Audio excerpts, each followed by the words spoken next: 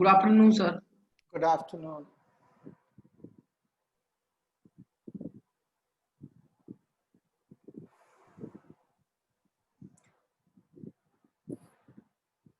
So we did a revision of Good afternoon, sir. congruency, right? Good afternoon in the last class, right? In the last maths class, right? Congruency or coordinate geometry, right? We did both the revisions. So what I was thinking was we could do the revision for the polynomials today. Okay?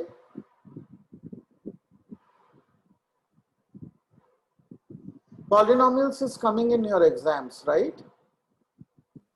Yes, sir. So let's do some revision of polynomials, okay? So I'll ask some questions and actively you have to give answers. Right? Good afternoon, sir. Good afternoon.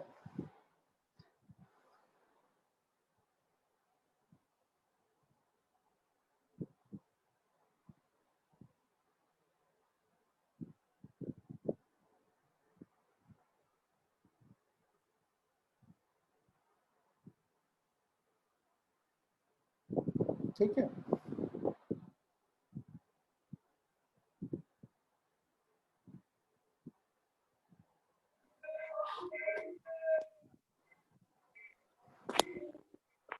Is it a polynomial, and if it is, what it is its degree? Polynomial है. हाँ. Yes, degree. Sir, Yes, degree sir. 2. ये सारे arrows लिख रहे Sir, no. Because No, its sir. power is negative. But What is its degree? sir, 2. Sir, polynomial ही नहीं तो degree होगी. Ah. So that is like undefined, right? Or doesn't exist, meaningless, right? That question is meaningless then, right? So you can't answer that part. You can say it doesn't exist since it's not a polynomial.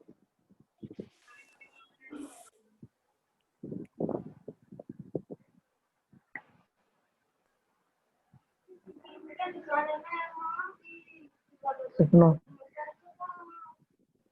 Answer is, No. are we sure it is a no?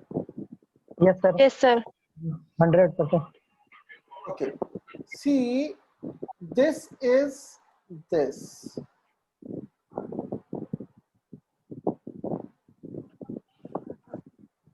Sir, अब ऐसा हो सकता है. Right? So what is your answer now? Sir, yes. Yes. Yes and 1. 1. Right? Degree So, so what do you learn from this? So is this a polynomial or not? The answer is yes. simplify करना पड़ेगा. हाँ, in its simplified form polynomial होना चाहिए. Right? Yes, sir. So if I'll just ask you a out of context question, right? So is this an integer? Yes, sir. It Yes, is sir. an integer, right? It is equal to 5. It is an integer, Yes, sir. right? So all rational numbers are, all integers are rational numbers. So we can always write it in that form, but it is still an integer, right? So similarly, this is a polynomial. It may not look like one. Okay. Yes, sir.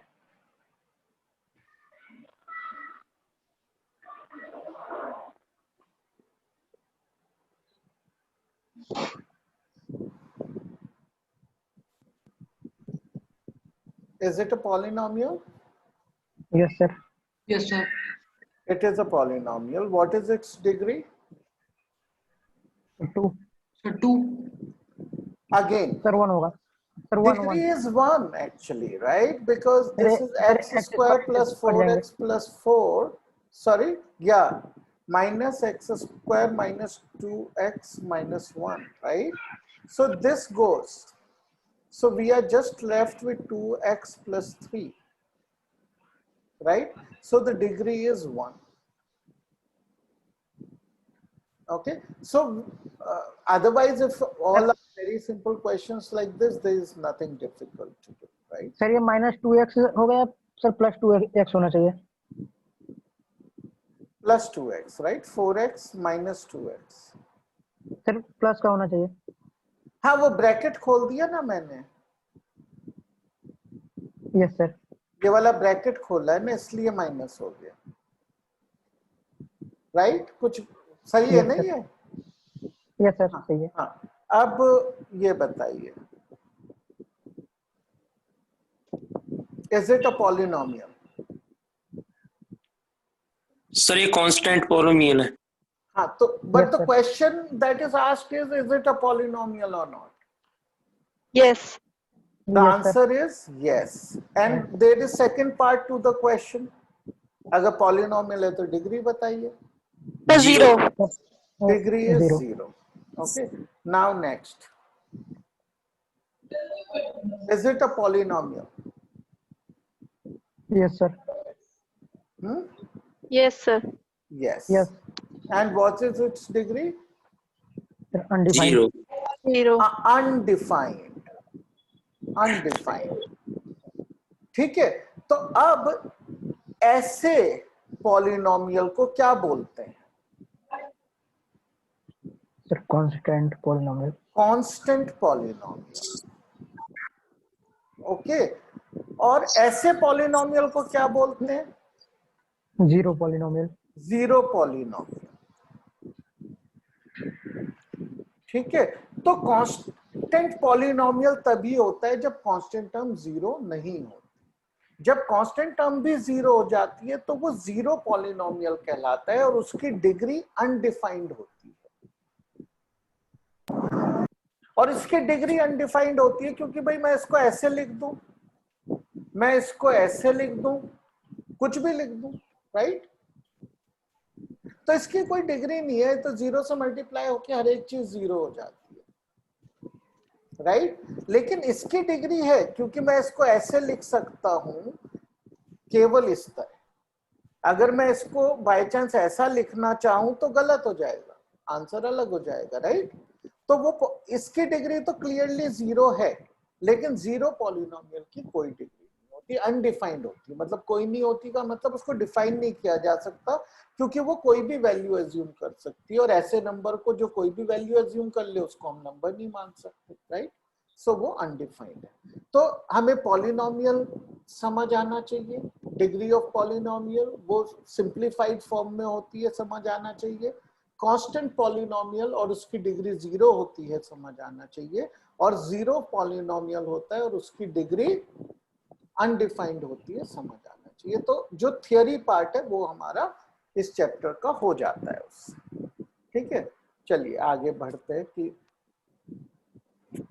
फिर what do you mean by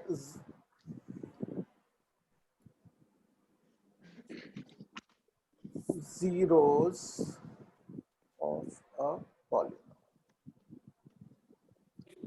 कौन बताएगा ये? What is zeros of a polynomial? Sir ऐसा function जो zero कर दे calculation को. हाँ, ऐसा फंक्शन जो कैलकुलेशन को जीरो कर दे. मुझे आपके आंसर से ये समझ आ गया कि आपको पता है ये क्या होता है, राइट? बट ये आंसर ठीक नहीं है, इसकी भाषा को ठीक करिए. PA equal to 0. The function का जो वैल्यू है वो क्या होना चाहिए? अगर मैं उसको इस तरह से लिख दूं, मान लीजिए ये मेरा पॉलिनोमियल है, f लिख लूं या p लिख लूं वो तो एक ही बात है, वो तो नाम दिया है बस, राइट? तो px is equal to 0. Okay, अगर मैंने इस फॉर्म में लिख दिया इसको, तो जो x की वैल्यू के लिए ये इक्वेशन सेटिस्फाई हो, वो values of x will be called its zeros. Okay, so the values of x for which, or the values of the variable for which a polynomial reduces to 0 are known as the zeros of the polynomial. ठीक है, ये definition हो जाएगी। तो ये values of x हैं, और इसको कैलकुलेट करने के लिए हमें इतना कुछ ज्यादा नहीं सोचना है, जो भी पॉलिनोमियल है उसको इक्वल टू 0 लिख देंगे और फिर उसको सॉल्व करके उसका आंसर हमें निकालना, राइट। तो इसमें देखिए, एक तो बेसिक चीज आपको पढ़ाई गई है कि finding the value of a polynomial at a certain value. Okay, so अगर मान लीजिए मैं ये कहता हूं कि मेरा पॉलिनोमियल है p x is equal to x square minus 1, मान लीजिए ये मेरा polynomial, right. So find the value of p2, ये तो सबको करना आता ही है, राइट। बस Yes, x sir. की जगह 2 Yes, sir. लिखना है, तो 2 Yes, sir. Square minus 1 which is 3, right. तो 3 is the answer, this is straight forward. Now I ask you, polynomial is x square minus 1, so find its zeros. So what will we do? X square minus 1 is equal to 0 लिख x plus देंगे, 1 ठीक है, sir, minus 1 and 1 1 है ना। तो ये इसके हमें फैक्टर्स पता है, तो we can say x is equal to plus 1 and minus 1, right? तो इसके दो zeros हैं, right? So if the question was asked write the zeros, so we will have to write answer as answer the zeros of px are minus 1 and plus 1, okay, ऐसे लिखेंगे, okay? चलिए इसके एक दो सर क्वेश्चन जितने हाँ sir जितनी degree होती है उतने ही जीरो होते हैं। जितने डिग्रीज होते हैं उतने ही जीरोस होते हैं, परफेक्ट, वेरी ट्रू, ठीक है। लेकिन वो जीरोस हमें हमेशा मिले ये जरूरी नहीं, ठीक है। बिल्कुल सही कहा, किसने बोला? चंदन ने बोला था शायद, राइट? ये यस सर। हाँ हाँ, बिल्कुल करेक्ट। तो number of zeros is equal to number of degree, is equal to the degree of the polynomial, लेकिन वो जीरोस हमें मिले जरूरी नहीं है। अब उसका एक एग्जांपल लेते हैं, ठीक है। px is equal to x square plus 1, okay. So हमें ये दिख रहा है कि इसके कितने जीरोस होने चाहिए? 2 होने 2 चाहिए, है ना, 2 होने चाहिए, 2 zeros should be there.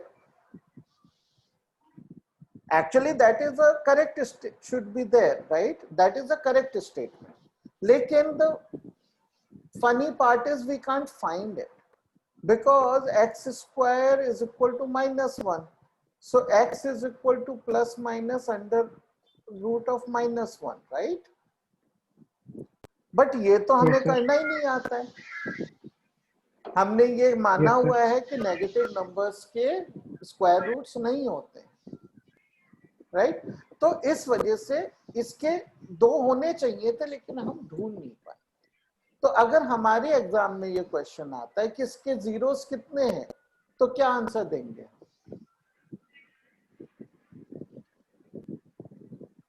Sir can not calculate. We will have to say it has no zeros,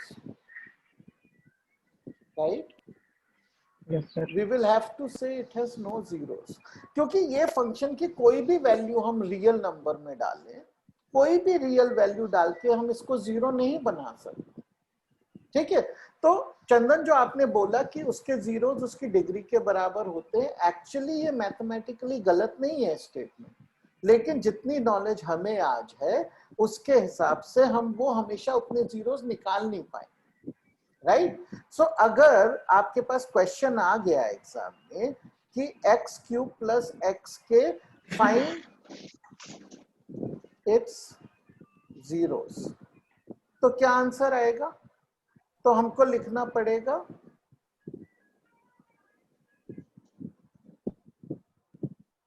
right, which implies x is equal to 0. Yes, तो हम sir. एक ही 0 लिखेंगे इसके आंसर, राइट? Yes, sir. तो वो आपको ध्यान रखना है, वो गलती नहीं करनी, ठीक है? चलिए, सर जीरो पॉलिनोमियल का जीरो क्या होता है? जीरो पॉलिनोमियल और कांस्टेंट पॉलिनोमियल्स, ठीक है? ये दोनों मतलब I don't think they will come in your exam, but it's a very good question. Okay, तो कांस्टेंट पॉलिनोमियल का जीरो क्या होता है, पहले ये देखते हैं. जीरो ज्यादा कॉम्प्लेक्स है, पहले ये बताइए कि कांस्टेंट पॉलिनोमियल का जीरो क्या होता है. कांस्टेंट नेगेटिव हो जाएगा. पॉलिनोमियल का zero does not exist, right? अब जैसे 2 है, ये कांस्टेंट पॉलिनोमियल है. 2 can not be equal to 0, that is not possible at all, right? Yes sir. So 2 का जीरो हो ही नहीं सकता. वो तो मतलब it sounds like a funny statement, right? तो इसका तो जीरो नहीं हो सकता. लेकिन जीरो पॉलिनोमियल का इनफाइनाइट जीरोस हैं, यस सर. राइट? क्योंकि zero polynomial is zero for all values of X, ठीक है? So no zero for a constant polynomial.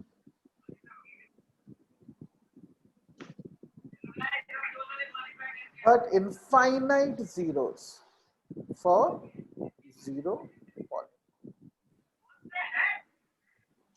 because 0 is always equal to 0 whatever be the value of x. Okay, so these are boundary conditions, but a very good question. Okay, ठीक है? इसका undefine है किसका? Sir zero polynomial का. Sir zero infinite zeros है. Sir इसका answer sir कहीं दे रखा है एवरी रियल नंबर और नॉट डिफाइंड. देखिए, नॉट डिफाइंड जो है ना, वो सही आंसर नहीं है. सही आंसर है infinite, all real numbers. Yes sir. वो सही आंसर है. क्योंकि अनडिफाइंड, देखिए अनडिफाइंड कब होता है? हमने क्या कहा कि degree of zero polynomial undefined है. क्यों अनडिफाइंड है? डिग्री एक सिंगल नंबर होना जरूरी है. किसी पॉलिनोमियल की एक से ज्यादा डिग्री हो सकती है? नहीं हो सकती. डिग्री तो एक सिंगल नंबर ही होता है. यस और सर. जीरो पॉलिनोमियल का कोई एक सिंगल नंबर हम नहीं बता सकते. कोई भी नंबर हो वही उसकी डिग्री है. Any integer is its integer नहीं, every natural number या whole number is its degree. Since any whole number is its degree, we cannot find one number. That's why it is undefined. But the zero of a zero polynomial are infinite numbers, from minus infinity to infinity, any real number. So undefined बोलना उसको सही नहीं होगा. लेकिन कई बार क्या होता है कि कुछ ऑथर्स इन चीजों को मिक्स कर देते हैं. Yes sir. लेकिन हमें कंफ्यूज नहीं होना है. वो उसका आंसर है all real numbers, infinite zeros available. Okay, yes sir. हाँ चलिए, ठीक है. अब हमको जीरोस ढूंढने हैं. बहुत ही इजी क्वेश्चंस हैं, ठीक है? तो बस आप मुझे आंसर बताते जाइए. इसका जीरो बताइए. Sir zero. Zero. Anybody has any doubt? इसको equal to zero No, sir. रखा है, x is equal to zero. इसका zero sir -1/3. -1/3, right?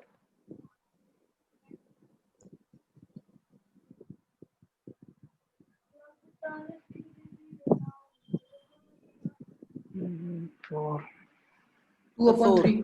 Sir 2/3. 2/3. Right? 2/3. Is Yes. that the right answer? Yes sir. पक्का? Yes sir. Yes, sir. ये है correct answer इसका. देखिए, इसको इक्वल टू 0 लिखा तो 9x square is equal to 4 हो गया. x square is equal to 4 by 9, right? x is equal to plus minus 2/3। तो 2 जीरोस हैं इसके, I don't know, right? 2 zero हैं इसके, 1 जीरो नहीं है, ठीक है? तो दोनों Yes, नहीं sir. लिखे तो आपके नंबर कट जाएंगे या नहीं भी आएंगे, राइट? वो मुझे पक्का नहीं पता, बट दोनों लिखने जरूर। ओके, अब ये बताइए,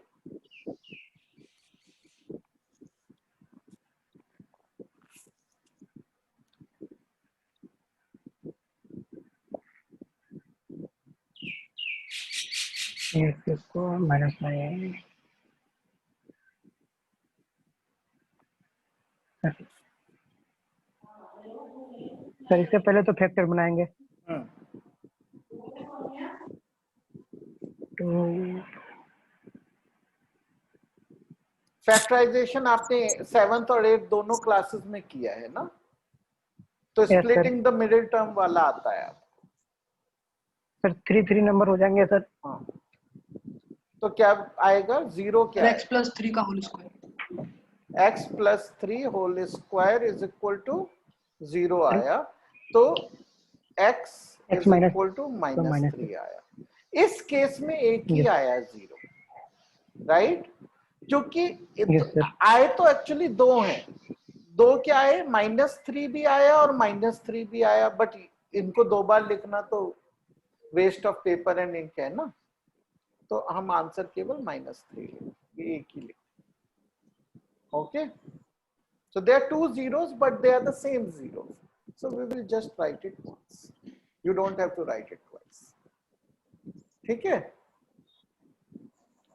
चलिए अब हम आगे बढ़ते हैं, यहां तक बहुत बहुत आसान है। अब आ जाते हैं रिमाइंडर थ्योरम पे। तो कोई मुझे रिमाइंडर थ्योरम थोड़ा याद कराएगा क्या होती है?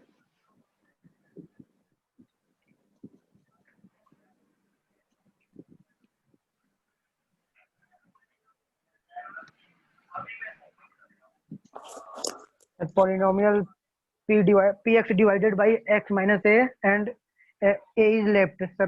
a रिमाइंडर है। हाँ, तो आप ऐसे मतलब मुझे नॉर्मल भाषा में समझाइए कि इसका मतलब क्या होता है रिमाइंडर थ्योरम। सर जो कोई पॉलिनोमियल है सर, उसको किसी नंबर से डिवाइड करने पे सर जो जो जो बच जाता है उसको ही रिमाइंडर कहते हैं। हाँ, किसी नंबर से डिवाइड करने पे। Yes sir, polynomial. नहीं, देखिए अब जैसे आप ये देखिए कि मेरे पास एक नंबर है 5, ठीक है? उसको मैंने 2 से डिवाइड किया, राइट? Yes sir. तो मेरे पास 5 डिवाइडेड बाय 2 का रिमाइंडर क्या है? सर 1। वो रिमाइंडर है 1, ठीक है? तो रिमाइंडर थ्योरम क्या बताती है? रिमाइंडर थ्योरम इसके बारे में तो एक्चुअली है नहीं, रिमाइंडर थ्योरम है पॉलिनोमियल्स के बारे में। तो वो क्या बताती है?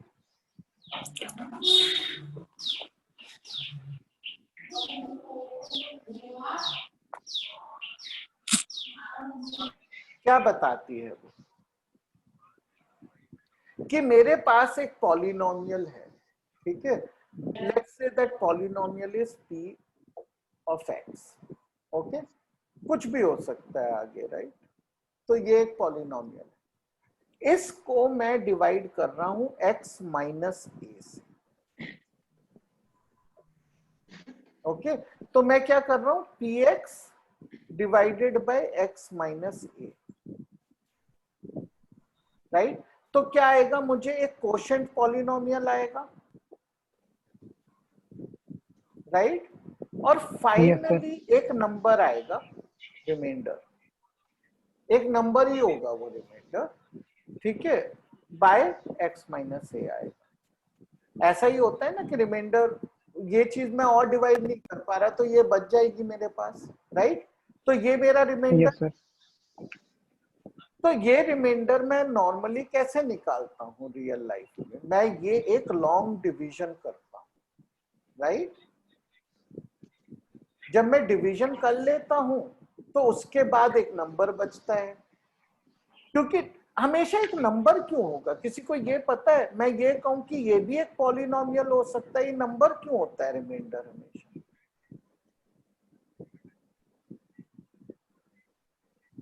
ये पॉलिनोमियल क्यों नहीं होता?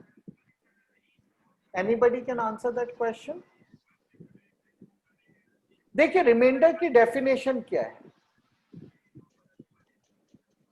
Reminder is something that is left after division and it has to be Yes. smaller than the quotient sir, नहीं, डिवाइजर।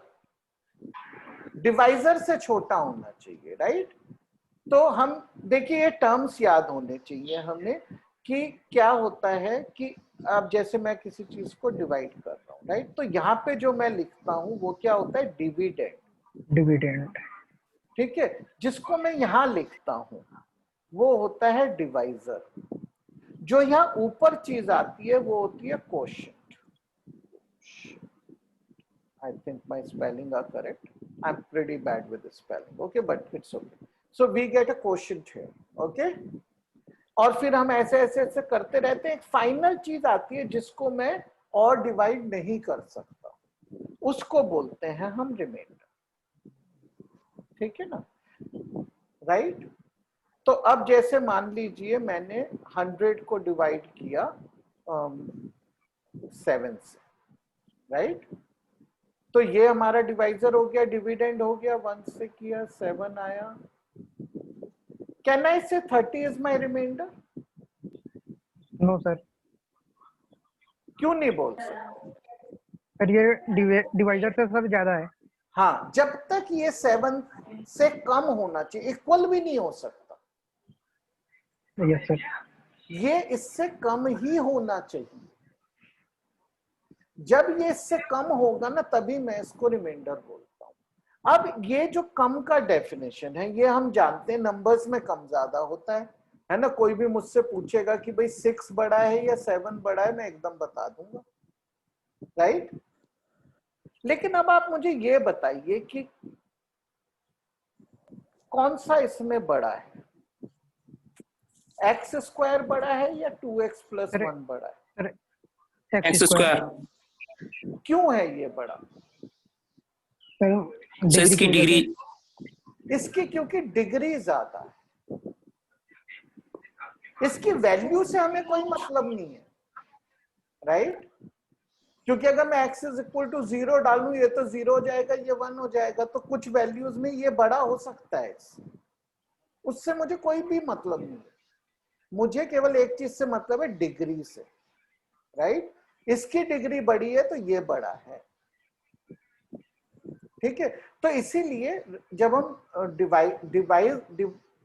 डिवाइड करते हैं पॉलिनोमियल्स को, तो रिमाइंडर वो होगा जो डिवाइजर से कम डिग्री का हो। और अब हम x - 1 है, इसकी क्या डिग्री है? सर 1। इसकी डिग्री 1 है, तो रिमाइंडर की डिग्री कितनी है? उससे कम होनी चाहिए, 1 से कम होनी चाहिए, यानी 0 होनी चाहिए। 0 नेगेटिव तो होती नहीं है डिग्री, तो 0 ही हो सकती है, राइट? और अगर 0 है तो वो किस तरह का एक्सप्रेशन होना चाहिए 0 डिग्री के लिए? कांस्टेंट होना चाहिए, नॉन जीरो कांस्टेंट होना चाहिए, राइट? तो वो ये एक कांस्टेंट होता है, इसीलिए रिमाइंडर कांस्टेंट होता है, क्योंकि उसकी डिग्री इससे कम होनी चाहिए। ठीक है, तो रिमाइंडर आएगा, वो एक नंबर होगा। ओके, ये बात हमारी समझ में आ गई? Yes sir. तो अब रिमाइंडर थ्योरम केवल ये बोलती है कि आप ये लॉन्ग डिवीजन करके तो निकाल ही सकते हो इस नंबर को, लेकिन हमारे पास एक उससे सरल और ताकतवर तरीका है, और वो ये है कि अगर मैं x - a से डिवाइड कर रहा हूं px को, तो remainder will be equal to pa। ये रिमाइंडर थ्योरम बताती है, इसका प्रूफ हमें नहीं करना है, ठीक है, ये हमें केवल आना चाहिए, ठीक है ना। इस बार के सिलेबस में लिखा है कि केवल ये आना चाहिए। तो x माइनस ए से डिवाइड करने पे PA is the remainder. Can we also find the quotient using this?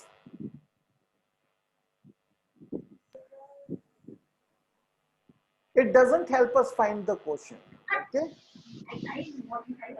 ये थियरम का काम केवल हमें रिमाइंडर ढूंढने में हेल्प करना, ठीक है। ये इसकी लिमिटेड यूज है, लेकिन इससे फिर फैक्टर थियरम भी आती है। फैक्टर थियरम मेरे ख्याल से आपके कोर्स में नहीं है इस बार, एम आई राइट? सर है सर, फैक्टर थियरम है कोर्स सर में? है। अच्छा ठीक है, तो आप बताइए फैक्टर थियरम Yes, क्या sir. होती है? फिर हम क्वेश्चंस भी करेंगे, लेकिन फैक्टर थियरम क्या होती है एक बार ये बता दीजिए।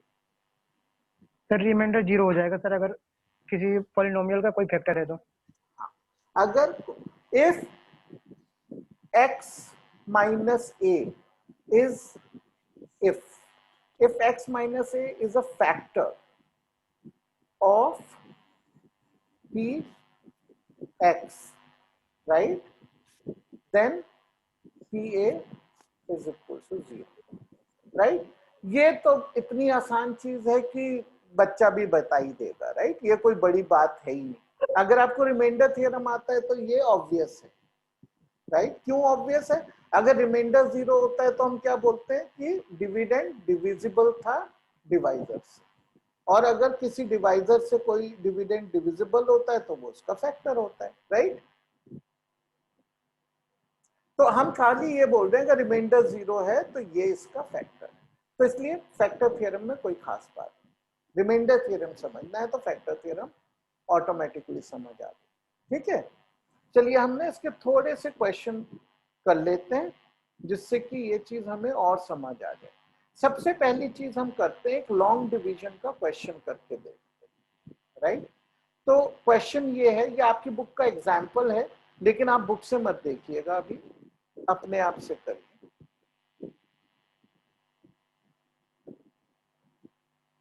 इसको आपको डिवाइड करना है यूजिंग द लॉन्ग डिवीजन, ठीक है। तो कैसे करेंगे, हम लिख लेते हैं इसको। सबसे पहले इसको डिसेंडिंग ऑर्डर में लिखिए ताकि आसानी रहे, और इसको भी डिसेंडिंग ऑर्डर में लिखिए। अब हम क्या करेंगे, एक एक करके एक एक डिग्री को एलिमिनेट करेंगे। एक एक डिग्री को हमें निकालना है एक बार, ठीक है। तो 3x² is the highest degree, उसको कैसे निकाल सकते हैं, किस को उससे निकालेंगे हम? 3x से आ जाएगा हमारा, ठीक है।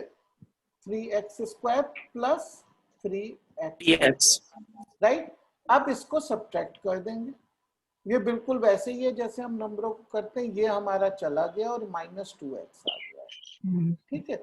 अब ये जो चीजें हैं इसमें ये आप इनको कॉपी करो ना करो सब आपकी इच्छा पे, आप कर सकते हो नहीं कर सकते हो, लेकिन जब हम नॉर्मल डिवीजन करते थे नंबरों का, राइट, उसमें आपको याद होगा कि उनको नीचे लाना ना लाना रूल पे बेस्ड होता है, राइट?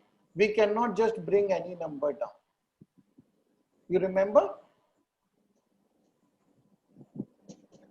है ना? एक बार में एक ही नंबर नीचे आता है ना उसमें।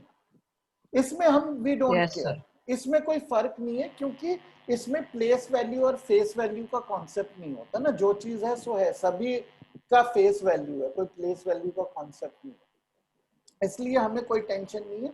हम इसको चाहें तो बचे हुए को पूरे को नीचे लिख दे, थोड़े को लिख दे, कोई फर्क नहीं। अब हमें इसको एलिमिनेट करना है, -2x को। कैसे होगा? -2 -2 से हो जाएगा, तो -2x -2 आ गया, और ये हमारा चला गया और बचा +1, तो ये हो गया less than degree of this, so ये हमारा बन गया रिमाइंडर,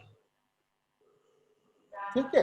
अब इसी चीज को हम रिमाइंडर थ्योरम से करके देखें, ठीक है। तो रिमाइंडर थ्योरम में याद रखिए, जब हम बोलते हैं तो ये x - a होता है, तो x प्लस 1 में a क्या है? 1. No, this is x minus of minus 1.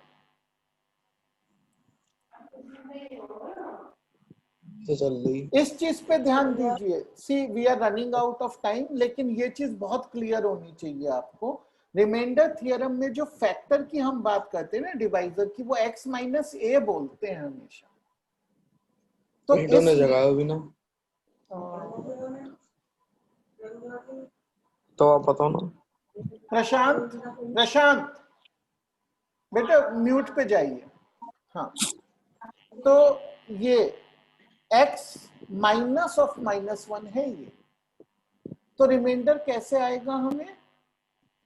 p of minus 1 से आएगा. p ऑफ 1 मत लिख देना, ठीक है?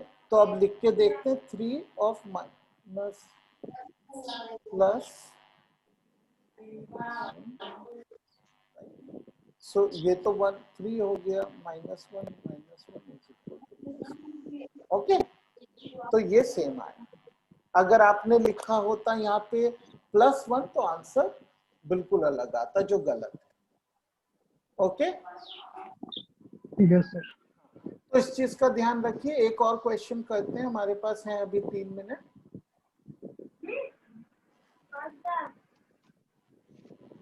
Find the remainder of dividing 3x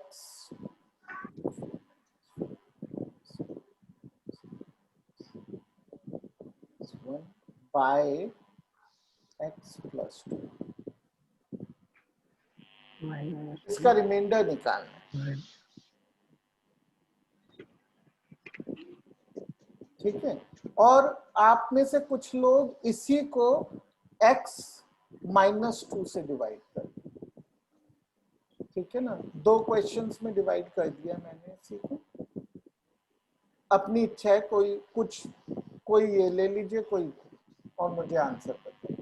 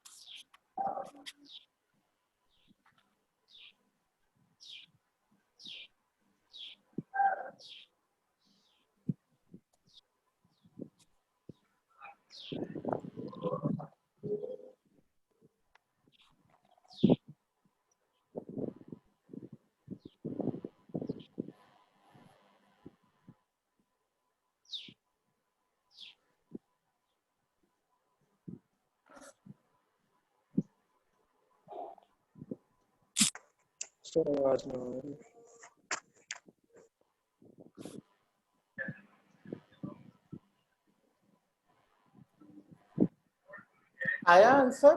we are in the last minute. आ गया आंसर? सर पहले का तो सर 85 आ रहा सर. हाँ, वेरी गुड. और दूसरे का? x इक्वल टू 2 से बता रहे हैं 48.